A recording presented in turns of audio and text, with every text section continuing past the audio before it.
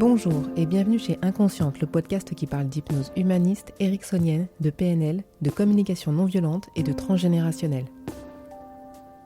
Je m'appelle Pascaline Nogrette Mipoudou, hypnothérapeute à Bordeaux et facilitatrice en communication non violente. Passionnée par le corps et l'esprit et les liens entre les deux, je suis très motivée pour partager et simplifier tous ces outils que j'ai découverts toute seule, en formation ou dans des bouquins. Vous pouvez profiter du chapitrage sur cet épisode si vous l'écoutez sur Ocha ou Apple Podcast. Aujourd'hui, comme le titre l'indique, je vous parle de violences sexuelles car je suis moi-même touchée par cette problématique. On pourrait même dire ce drame. Que ce soit en extra ou intrafamilial. J'ai été agressée sexuellement à l'âge de 6 ans par un moniteur de colonie de vacances et aujourd'hui, je découvre que des membres de ma famille en sont également victimes, côté papa et côté maman. En introduction, je souhaiterais remercier Céline Tadiotto, psychanalyste transgénérationnelle, pour m'avoir encouragée à porter plainte, ainsi que l'officier de police pour son écoute extraordinaire. Suite à un gros remue-ménage familial que vous pouvez percevoir dans mon épisode sur la colère, j'ai encore rencontré les bonnes personnes qui me guident vers mon chemin de compréhension et d'accueil. Je remercie Zineb, rencontrée en stage de communication non violente, à un moment où j'en avais besoin. Et même son prénom n'est pas anodin. Zineb me transmet les coordonnées d'une association de prévention des violences sexuelles qui se nomme SVS, Stop Violence Sexuelle, au pluriel. Il s'agit d'une association nationale, représentée en association locale sur tout le territoire. Elle propose des formations gratuites et ensuite, pour certaines formations plus spécialisées, payantes. Bon, les synchronicités font agréablement partie de ma vie et donc je n'ai pas hésité à adhérer, à m'inscrire à cette première formation gratuite qui a eu lieu les 26 et 27 février 2022. J'ai la prétention aujourd'hui de vous faire un résumé digeste de ce que j'ai appris pendant ces 2 jours. En précision, nous étions une bonne vingtaine de personnes, même si ça semble peu pour véhiculer une information capitale. Notre groupe de formation était composé de thérapeutes ou non, certains touchés personnellement, d'autres connaissaient des victimes dans leur famille. Une équipe de psychologues était présente en soutien pour les personnes débordées émotionnellement par les témoignages ou autres informations difficiles.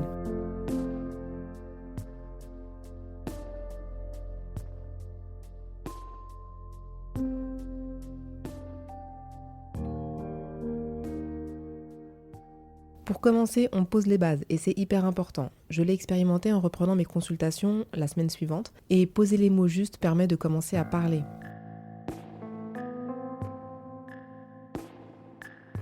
Le viol. Le viol est un acte de pénétration sexuelle, de quelque nature que ce soit, commis sur la personne d'autrui ou sur la personne de l'auteur, par violence, contrainte, menace ou surprise. La pénétration est vaginale, anale ou orale. Elle est imposée par la contrainte physique ou psychologique. Il peut s'agir d'un objet quelconque dans un orifice sexuel ou d'un objet sexuel dans un orifice quelconque. Je vous laisse y réfléchir.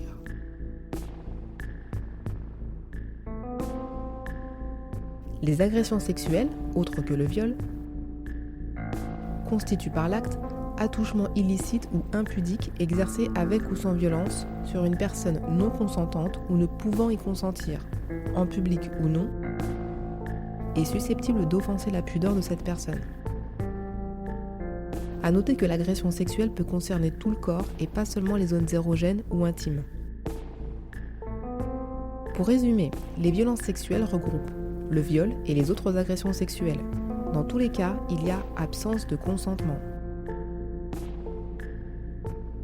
Pour le viol, il y a pénétration. Pour l'agression sexuelle, c'est tout le reste. Voyons donc maintenant la notion de consentement. Selon Wikipédia, le consentement est l'accord que les personnes se donnent mutuellement pour qu'une activité sexuelle ait lieu entre elles. Je vous renvoie vers une petite vidéo YouTube qui dure quelques minutes. Elle utilise la métaphore du thé. Tapez consentement plus tasse de thé et vous la trouverez très facilement. L'absence de consentement est appréciée selon l'âge de la victime et de son agresseur. Je m'arrêterai là parce que sinon c'est très très compliqué. Il y a plein de conditions.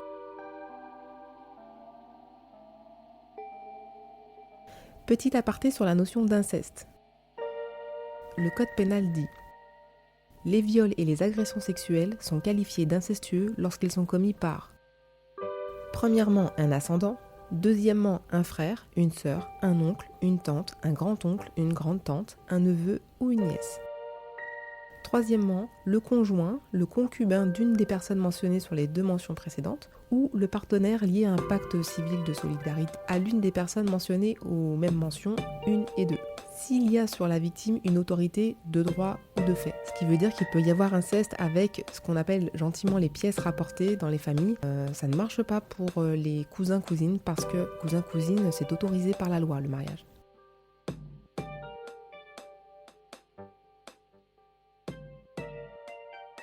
Sont prises en compte également les violences sexuelles sans contact physique. Quand j'ai entendu ça, j'ai bugué au départ et puis en fait, si, on les connaît.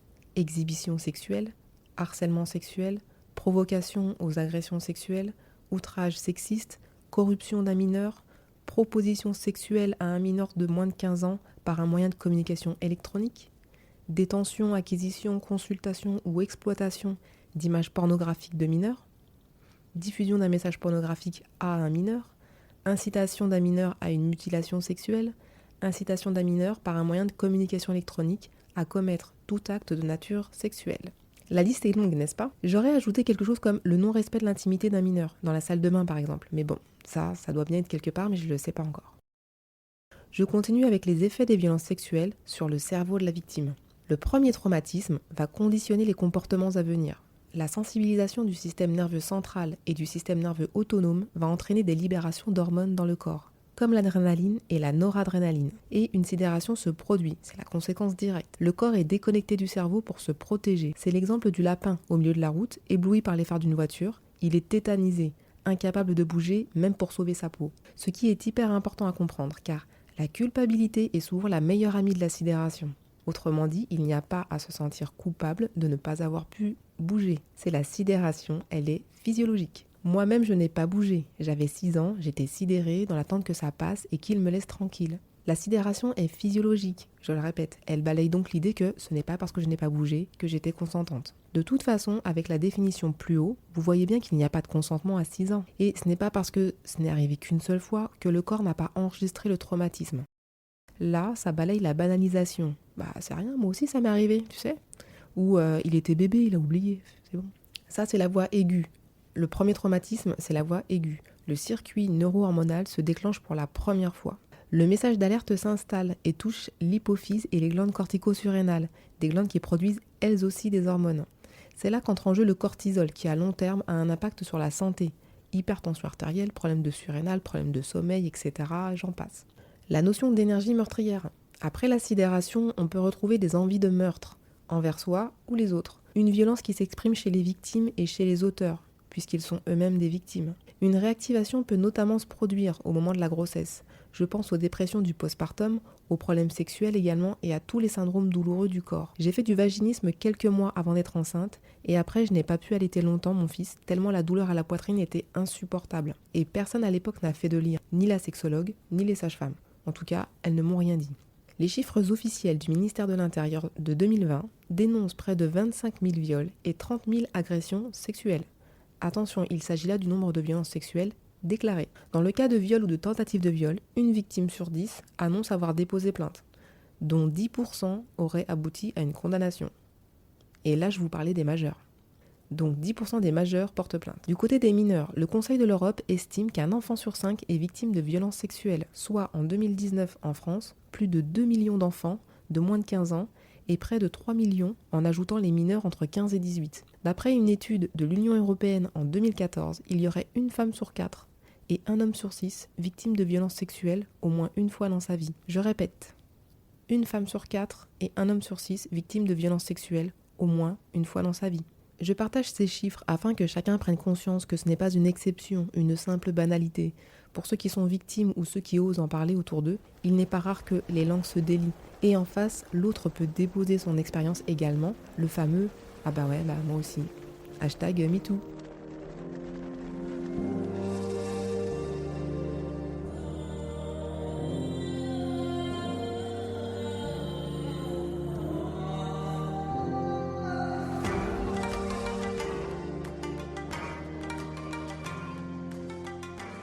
Je ne vous parle pas ici de l'aspect juridique, car il est complexe et peu efficace, malheureusement, ce qui dissuade les victimes de porter plainte. Ce que j'ai compris dans cette partie juridique, c'est l'importance pour les enquêteurs de qualifier les faits correctement, entre parenthèses viol ou agression sexuelle, car les procédures ne sont pas les mêmes et les délais d'attente non plus, et les peines encourues non plus. L'âge de la victime, de l'auteur présumé est également pris en compte. Et j'ai oublié de l'écrire en tout cas, il y a des caractères aggravants aussi. S'il y a le décès de la victime, si ça a duré pendant plusieurs années, s'il y a des actes de torture et de barbarie, etc. L'imprescriptibilité réclamée par les associations de lutte contre les violences sexuelles. Dans tous les cas, c'est le parquet qui décide en dernier s'il y a prescription ou pas, en fonction de la date des faits et de la loi correspondante. La durée de la prescription peut être repoussée si d'autres victimes portent plainte plus tard, et ça c'est plutôt une bonne nouvelle. La prescription est de 20 ans pour les viols et 6 ans pour les agressions sexuelles à compter des faits. Pour les mineurs, la prescription est de 30 ans à compter de la majorité pour les viols, 10 ans à compter de la majorité pour les agressions sexuelles, 20 ans pour les agressions sexuelles sur les mineurs de moins de 15 ans. Ce qui signifie qu'après cet âge ou ce laps de temps, la plainte n'est pas recevable, juridiquement. Quoique, dans la réalité, certaines enquêtes sont malgré cela ouvertes. Et heureusement, mais ce n'est pas dans la loi. Ce qui est mon cas. Pour une agression sexuelle à l'âge de 6 ans, j'aurais pu porter plainte jusqu'à mes 38 ans, alors que j'en avais 40. Malheureusement, la prescription des faits ne prend pas en compte la sidération des victimes et l'amnésie traumatique des plus jeunes. Ça peut durer 10 ans, 20 ans, 30 ans, 40 ans, 50 ans. L'imprescriptibilité permettrait de laisser ce temps aux victimes. Pour finir, j'ai envie de vous parler du signalement. C'est un écrit objectif alertant sur la situation du mineur présumé en danger. Danger pour sa santé, sa sécurité ou sa moralité, ou si les conditions de son éducation, de son développement physique, affectif, intellectuel et social sont gravement menacées. Tout le monde peut signaler une violence sur mineur. Toute personne qui a connaissance de privation, de mauvais traitements, agressions ou atteintes sexuelles infligées à un mineur qui n'est pas en mesure de se protéger. Le signalement peut être anonyme. Il est à adresser soit au président du conseil départemental, soit au procureur de la République. Je vous mets en lien le site du service public où vous pourrez retrouver toutes ces infos pour le signalement. Donc c'est des http service-public.fr/particulier/vos droits/ alors après vous avez le choix entre F781 ou R50509. Sinon, je vous les mets en bas. A l'inverse, la non-dénonciation d'une situation de maltraitance dont on a connaissance peut être punie de 3 ans de prison et de 45 000 € d'amende. Pour les professionnels de santé, vous pouvez retrouver aussi un modèle de signalement écrit sur le site de la HAS, Haute Autorité de Santé. Il est également possible de faire un signalement par téléphone au 119 ou au 17. L'appel peut rester anonyme et les professionnels doivent confirmer par un écrit. Voilà, j'espère que cet épisode vous aura éclairé autant que je l'ai été par cette formation de base. Je répète souvent dans ce podcast que l'information est prépondérante pour aller plus loin, apporter du soin et de l'apaisement. Prenez bien soin de vous, je vous retrouverai pour un épisode sur la reconstruction de la personne après une agression sexuelle. Retrouvez-moi sur Instagram, podcast-inconsciente, sur Doctolib pour les rendez-vous visio ou présentiels, inscrivez-vous sur la newsletter de Ocha pour les coulisses du podcast, et 5 étoiles et un commentaire pour sortir la tête de l'eau. Et si vous voulez m'écrire, pascaline hypnose tout attaché @gmail.com. Merci et à bientôt.